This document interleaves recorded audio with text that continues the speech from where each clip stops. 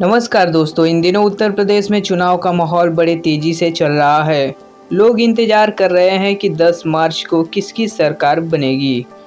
इसी बीच प्रदेश के सभी राजनीतिक पार्टियां अपना चुनाव प्रचार जोरों में कर रही हैं। भाजपा सरकार के रैली और प्रचार में एक गाना बड़े तेजी से बज रहा है, जिस गाने का नाम है आएंगे फिर योगी जी।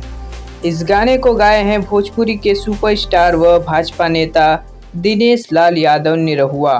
प्रचार में गाने के बजते ही एक नया माहौल बन जा रहा है। लोग अपने आप को काबू नहीं कर पा रहे हैं। भाजपा के समर्थन में इस गाने पर जोरों शोरों से लोग थिरकते नजर आ रहे हैं। इसका एक उदाहरण भी आपको दिखा देता हूँ। योगी जी 22 में भी योगी जी 27 में भी योगी। इस गाने को योगी जी के हर रैली में बजाया जा रहा है।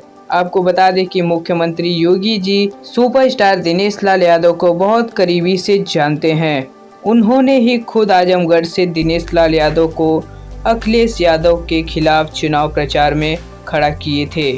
तो दोस्तों, दिनेश लाल यादव का यह गाना आप सबको कैसा लगा और इस बार किसकी सरकार बनेगी, हमारे कमेंट बॉक्स में जरूर बताएं। धन्यवाद। मिलते हैं अगली वीडियो में किसी और खबर के साथ।